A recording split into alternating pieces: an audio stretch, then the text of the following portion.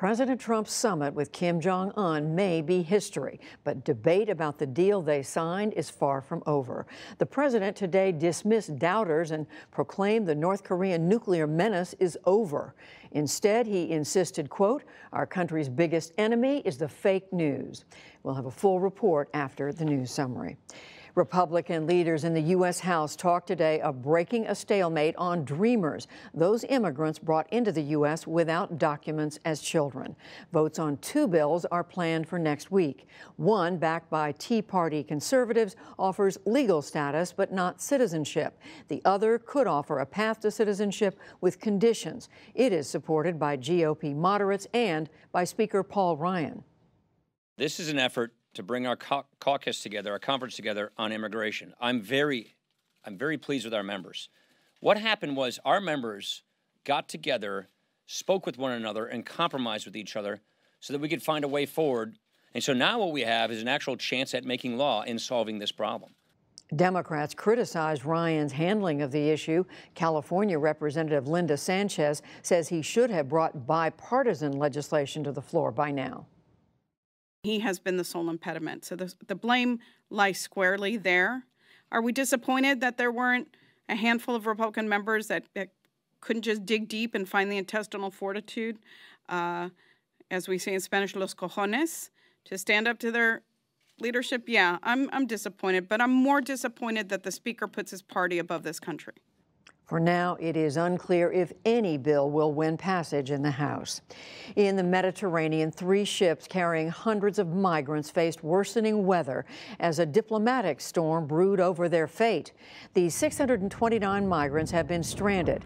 Italy refused to accept them. On Sunday, Spain finally offered safe harbor, but now rough seas are setting in. France blames Italy for not taking the migrants initially, but the Italians today accuse Paris of turning away thousands of people.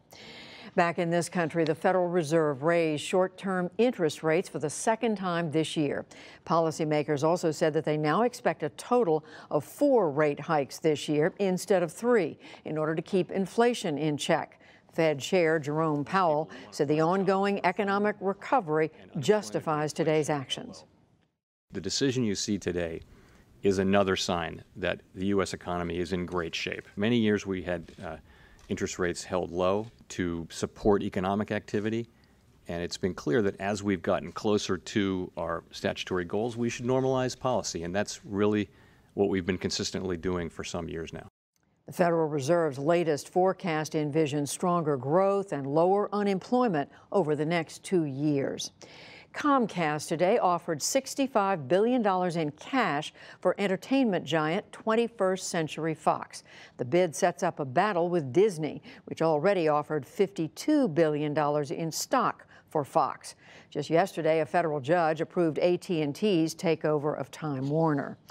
On Wall Street, stocks dropped after the latest interest rate increase. The Dow Jones Industrial Average lost 119 points to close at 25,201. The Nasdaq fell 8, and the S&P 500 slipped 11. And the World Cup is returning to North America for the first time since 1994. Soccer's international governing body, FIFA, announced today that the U.S., Mexico, and Canada will host the tournament in 2026. It's the first time that 3 nations have jointly won the rights. The 2018 World Cup begins tomorrow in Russia. Still to come on the NewsHour, what is in the deal President Trump made with North Korea's leader, Kim Jong-un? The deepening crisis in Yemen, a push to take back rebel strongholds.